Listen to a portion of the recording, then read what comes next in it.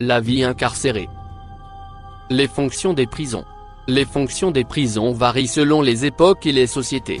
La plupart du temps, il s'agit de punir une personne comme reconnue coupable d'une faute d'une certaine gravité, de protéger la société des personnes dangereuses, de décourager les gens de commettre des actes interdits par la loi, d'empêcher des prévenus de prendre la fuite ou de compromettre leur futur procès, on parle alors de détention provisoire, d'obliger le détenu à faire pénitence, d'inciter le détenu à poursuivre des études ou une activité destinée à le réinsérer ou le réhabiliter.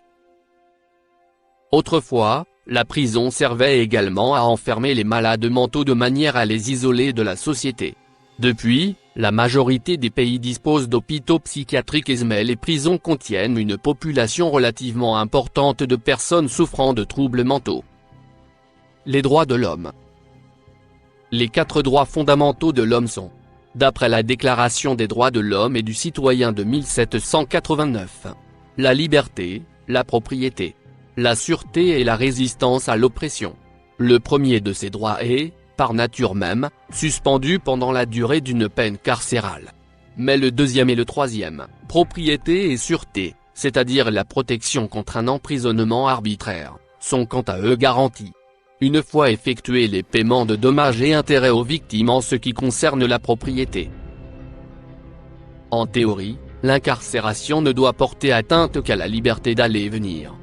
En France, l'enseignement dispensé dans les prisons par du personnel pourvu de la qualification requise, dans le primaire, le secondaire et même le supérieur, permet à certains détenus d'obtenir un niveau qu'ils n'avaient pu atteindre hors du monde carcéral. Le prison le plus populaire. L'île d'Alcatraz. Elle fut nommée ainsi par les Espagnols car elle servait de refuge à de nombreux pélicans. Cette île hébergea une forteresse militaire pendant plusieurs décennies, 1850-1909. Puis une prison militaire, 1909-1933, et une prison fédérale de haute sécurité, 1934-1963. Occupée par les Amérindiens de 1969 à 1971. Le complexe d'Alcatraz est aujourd'hui reconverti en un site historique géré par le Service des Parcs nationaux des États-Unis. Il est visité chaque année par plus d'1 million de touristes et demeure un lieu d'observation des oiseaux de la baie. Les droits du prisonnier. Quand une personne est en prison, sa famille dispose d'un certain nombre de droits, ou bénéficie de droits reconnus à l'emprisonné. Ces droits sont notamment prévus par la loi pénitentiaire, et assurent par exemple le maintien de relations avec la personne incarcérée. Bon à savoir, le prévenu est incarcéré mais n'a pas encore été jugé. Le condamné incarcéré a été jugé.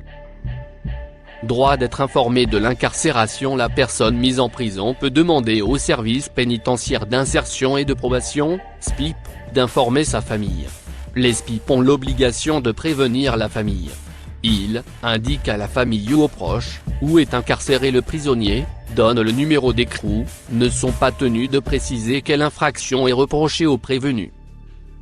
Droit de correspondre avec le prisonnier. La famille et les proches ont le droit de correspondre par courrier avec la personne incarcérée. Le droit de correspondre comporte 2 aspects, le droit d'envoyer du courrier au prisonnier, le droit d'en recevoir de lui. Attention, les prévenus ne peuvent correspondre par courrier qu'avec l'accord de l'autorité judiciaire. Droit de téléphoner. La famille a le droit de recevoir des appels téléphoniques de la personne incarcérée. Les prévenus ne peuvent téléphoner qu'avec l'accord de l'autorité judiciaire. Le droit du prisonnier à téléphoner peut être refusé, suspendu ou retiré pour assurer le bon ordre ou la sécurité, empêcher une infraction d'être commise, les nécessités de l'enquête, dans le cas des prévenus. L'administration pénitentiaire a le droit de contrôler les communications téléphoniques entre la personne incarcérée et sa famille.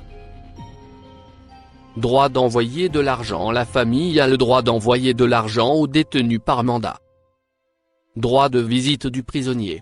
Ici, tout dépend du statut du prisonnier. Les prévenus, non encore jugés, peuvent être visités par leur famille au moins 3 fois par semaine.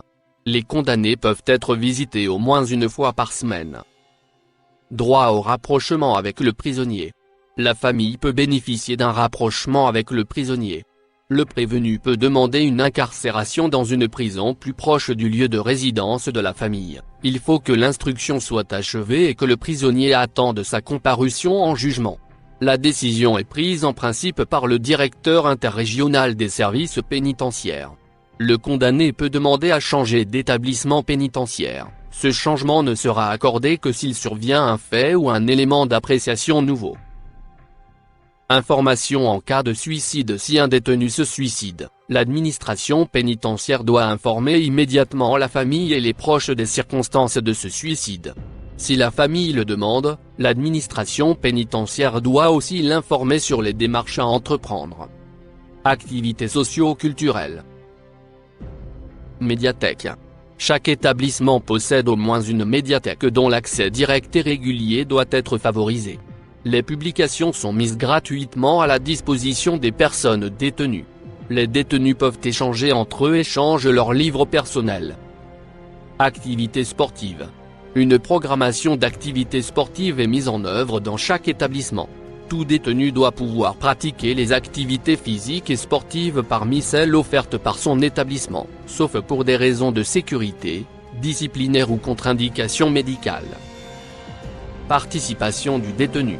Tout détenu peut être associé à l'organisation et à l'animation d'activités sous le contrôle du service pénitentiaire d'insertion et de probation.